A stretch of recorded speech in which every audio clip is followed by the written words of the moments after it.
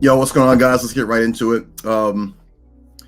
We all know why we're here. There was a security officer killed yesterday in Portland. This hits very close to home for all of us, working in the security industry. But for me, even more so, because Legacy Hospital is about 2 blocks from the location that I work on a daily basis. There are two primary locations that the company that I work for that I service. The location where this shooting took place is 2 blocks from the place where I spend the majority of my time and have spent the majority of my time over the past 3 years. And more so than that, the shooting that took place in the hospital, it was thought that the suspect had gotten out of the hospital and made his way into the location that I normally work. That location was locked down by Portland Police Bureau. Their SWAT team evacuated everyone from that area, did a sweep of the entire location, did not find the suspect. Right now, the reports are that the officer that lost his life, his name is Bobby Smallwood. I have found some information on Bobby. I have reached out to a couple of people that are friends with this person on social media. I have not heard back. So I wanted to put up some pictures of this officer and show some respect for his loss of life, but without confirming whether or not the person that I have located and have been pointed towards, without confirmation that this is the person, I didn't want to have any pictures that would be associated with someone else potentially if that's not the person. What we know about Bobby, he was an unarmed guard working for a hospital here called Legacy Health. It goes by Good Samaritan. This hospital, Good Samaritan, is in the downtown area here, most inundated with the homeless population. Most of the people that we deal with on a daily basis that are overdosing, that are dealing with mental health issues, that are just homeless. I mean, our large homeless population. Generally, when we have any sort of issues that require a medical response, they are sent to Good Samaritan, Legacy Health, and this is something that I'm very surprised that this hadn't happened before. I do have some insider information.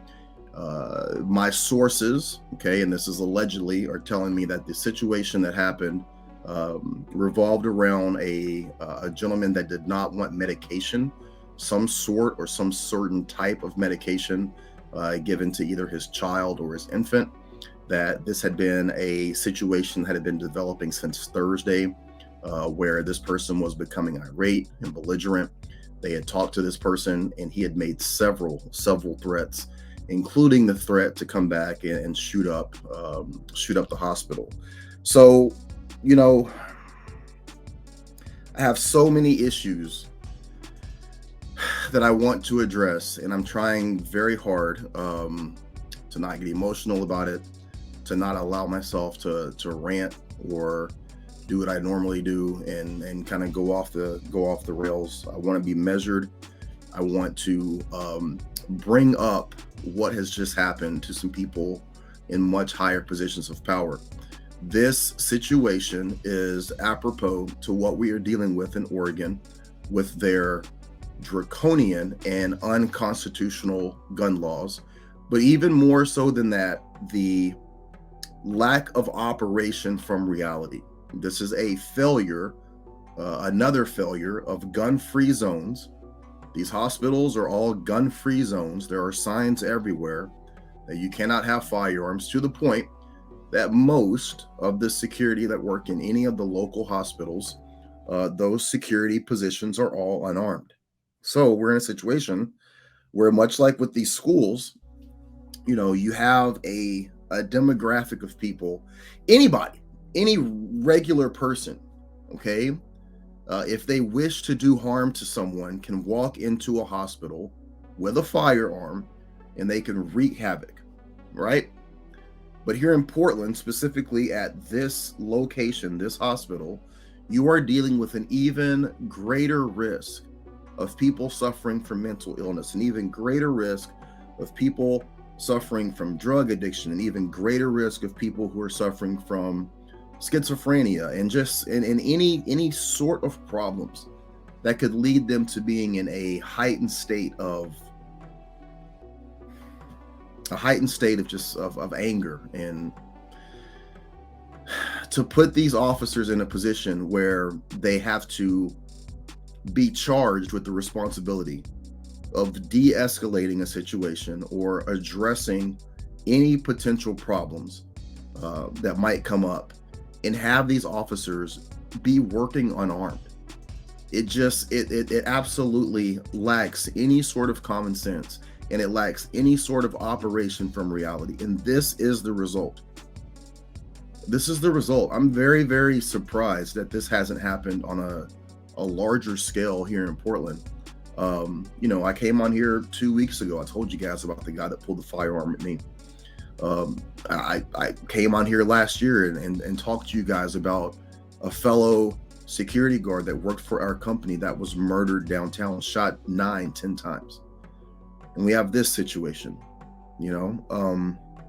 I am going to do everything that I can to bring up the situation in terms of the gun-free zone, in terms of these officers working in an unarmed capacity. And I'm going to bring that fight to our city leaders and to the national news stage if given the opportunity. I've reached out to Fox News, and I'm waiting to hear back from them, but that will be addressed, and we will save that fight for another day. But today, I just want to talk about 5 tips for unarmed security guards, because I think that we put a lot of time and a lot of effort into putting up tactical videos, into addressing training, but unfortunately, these situations happen. This is a possibility, and I want to leave you guys today with some actionable items if you're working in this situation. So I'm going to give you guys my 5 tips here. Keep it very short, very sweet. I got a lot of homework to do, and I've got some other stuff going on. So let's get into this.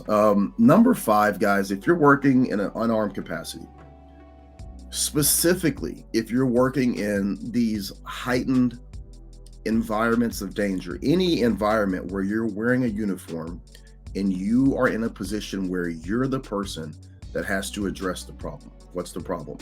The irate customer, the person that's trespassing, the couple that are having the fight, the argument.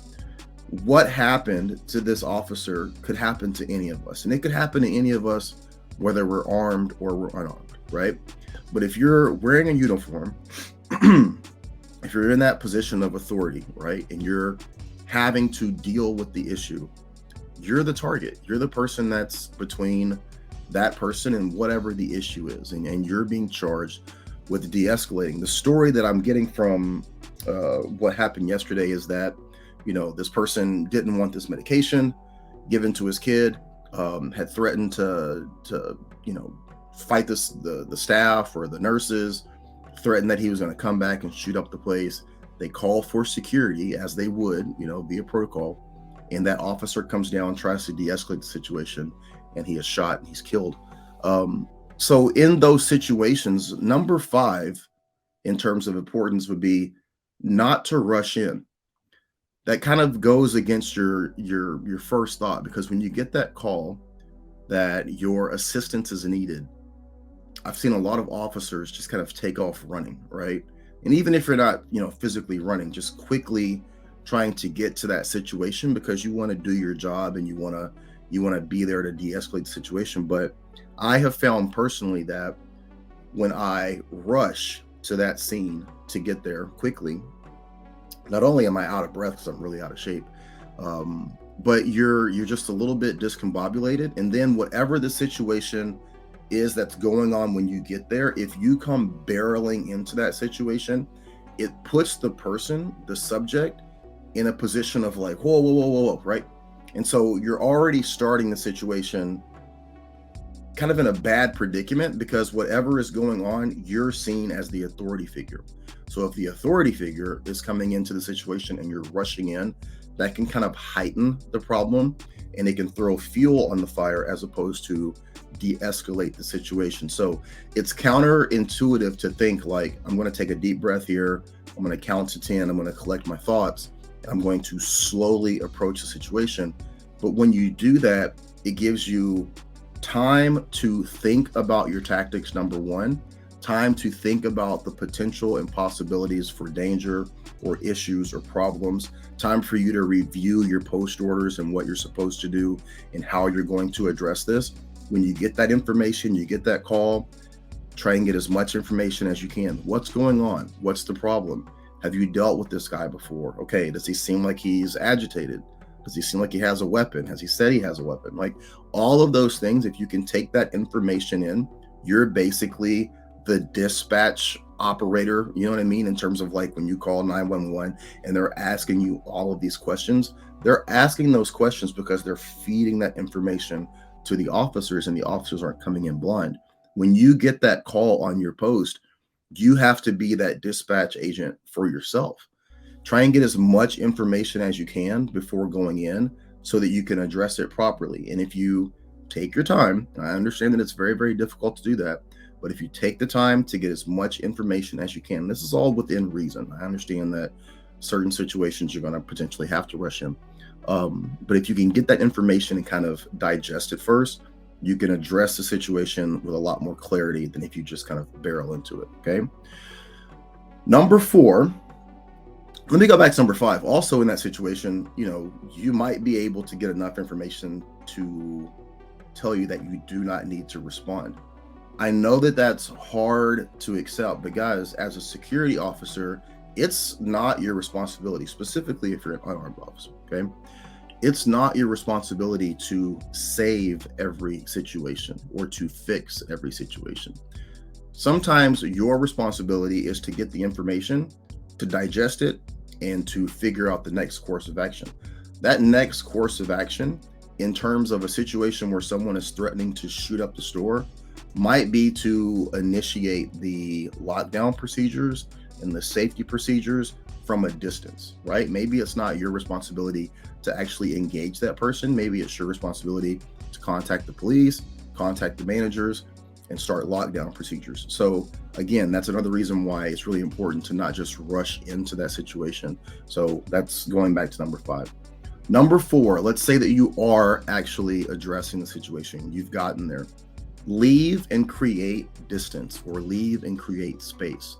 When you get to that location and you find out where the subject is, don't get so close. Stay at a distance. And why do you want to do that? Well, distance gives you more time to react. It gives you more opportunity to see what's happening, to see what's unfolding. And if you have that distance and that space, you're able to respond and react to that a lot easier than if you're right up on this person. Again, a lot of security officers, even people that I work with,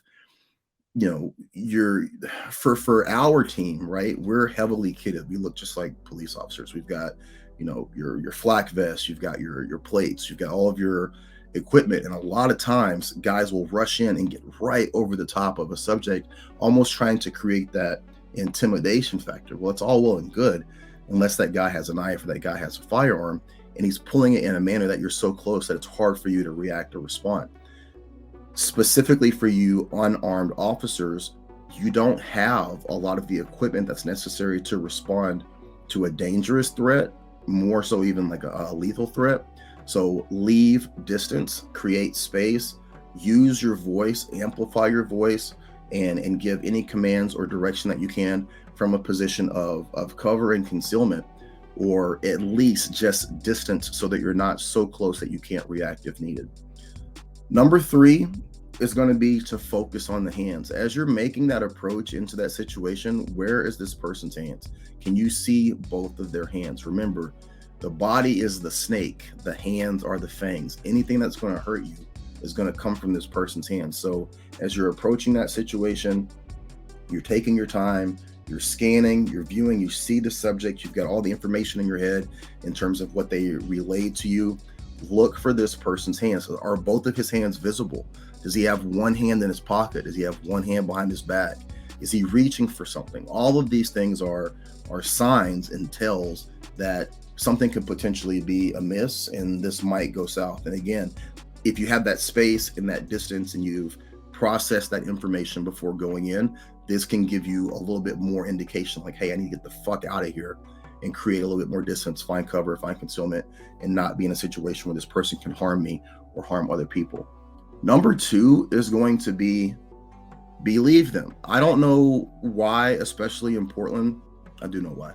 In Portland, people have this attitude that, you know, people are just rambling and ranting and talking shit. And I get that because, you know, like in the city of Portland, you've got the demographic of like normal people, right? It's normal in Portland for people to just say things as a statement. They don't necessarily mean it. Like the statement, I'm going to beat your ass or I will beat your ass.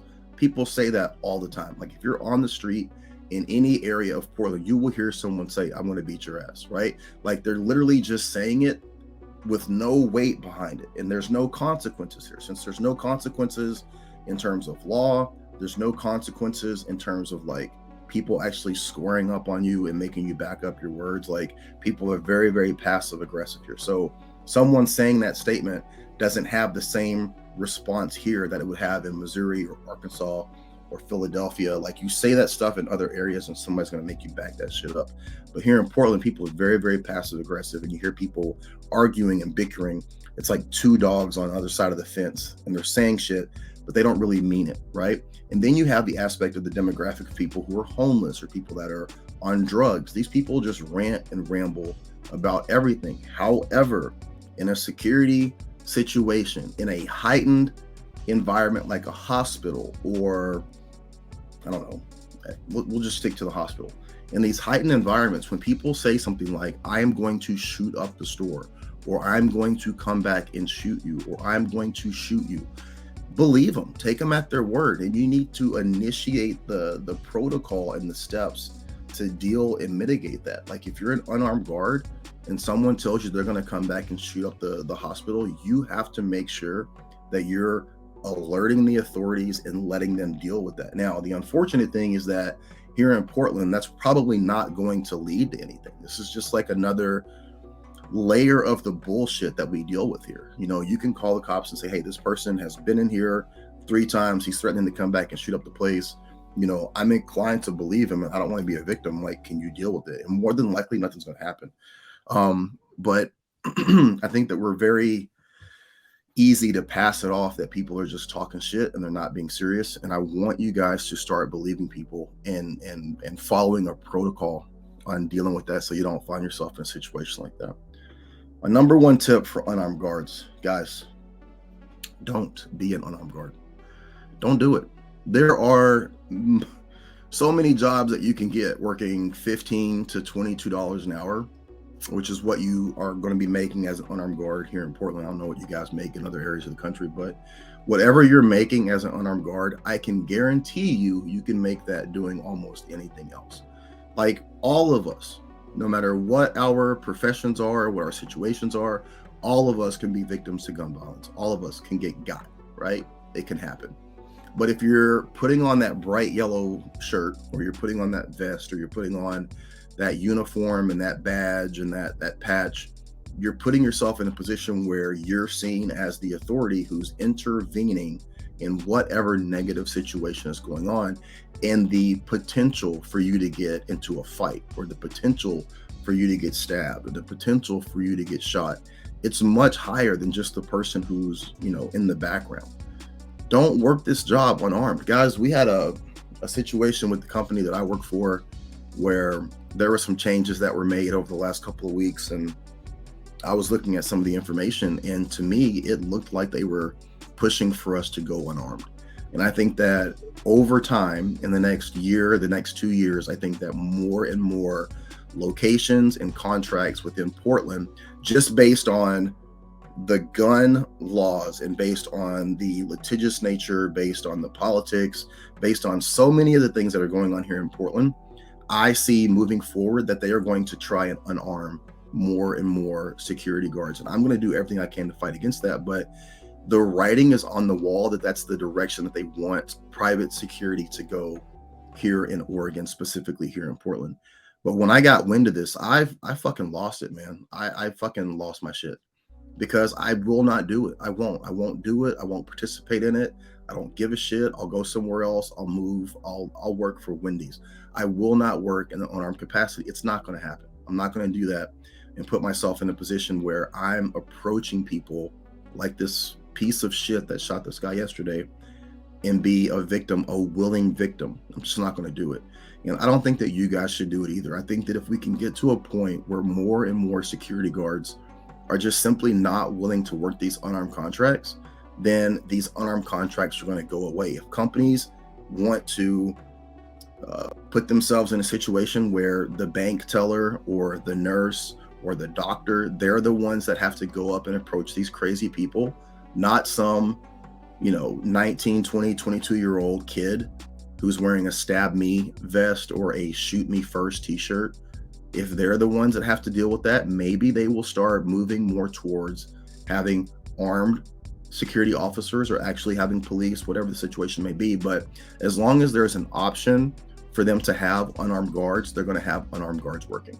And I just think that it's dependent on our industry to no longer provide the opportunity for companies and industries to have unarmed guards. As long as we're participating in it, then they're going to use it, they're going to push for it, they're going to advocate for it, and more people, unfortunately, are going to lose their life. So my number one tip to you guys, don't participate in it. Just don't do it.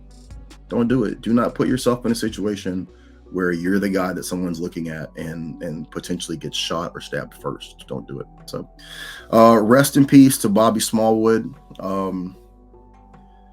Say a prayer for this guy. Say a prayer for his family. And last but not least, guys, listen, this is a stark reminder that we are working in a very dangerous job. We are in very dangerous times, and that any of us could end up in the same situation. So,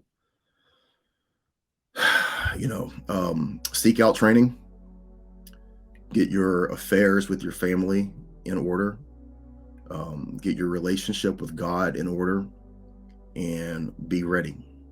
Okay, because any day could be our day. Okay, very somber news, but I'm sure you guys are all aware. Okay, seek training, get your family affairs in order, get your relationship with God straight, and do your best to be ready if and when that day ever comes in, and you have to make sure you protect yourself. Okay, all right, so that's all I got for you guys today. Continue doing what you're doing, be safe, watch your six, and as always, be great. Okay, be great.